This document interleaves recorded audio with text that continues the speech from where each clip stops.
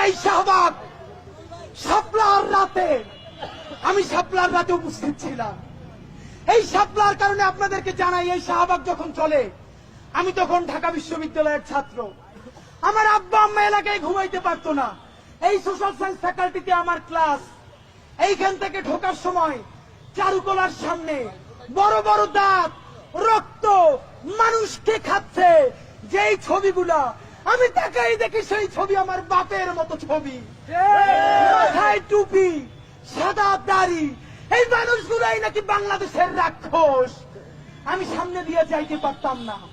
এইখান থেকে মাথায় টুপি দিয়ে যাইতে ভয় লাগতো, কখন আমাকে শিবির বলে আমার জানটা শেষ কইরা দেয়। আব্বা আমাকে ভার্সিটিতে যাইতে পর্যন্ত নিষেধ কইরা দিছে।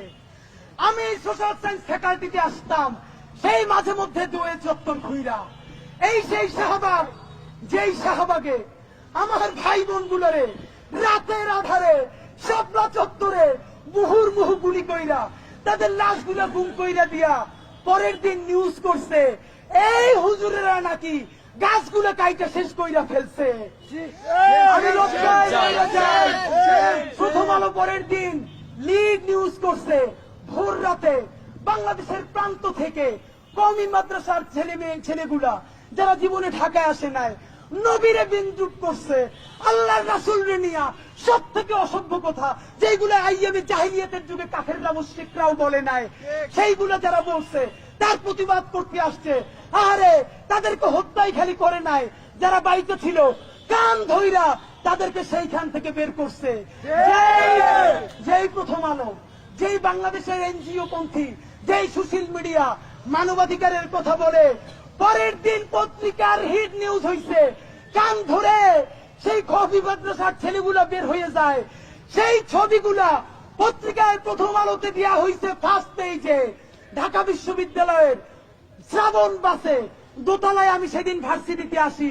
আমি অবাক, আমি মরে যাই। ঢাকা বিশ্ববিদ্যালয় দেখেন ফ্যাসিবাদ কিভাবে মনস্তত্ত্ব তৈরি করে। যখন কথা বলবার কথা ছিল, এই ছেলেরা যদি ঢাকা দখল করতেও আসে, এই ছেলেরা যদি সারা রাত ঢাকা অবস্থান করতেও আসে, তারা তো এই রাষ্ট্রের ট্যাক্স পেয়ার, এই রাষ্ট্রের নাগরিক। কোন অসভ্যতা বলতে পারলো না, একজন বলতে পারলো না এই ছেলেগুলোকে who gave you right to shoot him। আমার ভাই বোনগুলোরে মারলো, মারার পর তারা কান ধরে বের হয়ে যাচ্ছে। পুলিশ বলছে কান ধরে বের হয়ে যা, তারা জীবন নিয়ে পালাইতেছে। সেই ছবি দিছে ঢাকা বিশ্ববিদ্যালয়ের তখন অবুঝ ছেলেরা আমার দিকে তাকায়, কারণ আমার মাথায় টুপি, আর হাসে আর বলে আরে হুজুরেরা বিপ্লব করতে আসছিল, এখন কান ধইরা পালায়। একটা সভ্য রাষ্ট্র হইলে প্রশ্ন করার কথা, এই বাচ্চাগুলোরে গুলি করার অধিকার কোন ছুয়ারের বাচ্চা দিছে?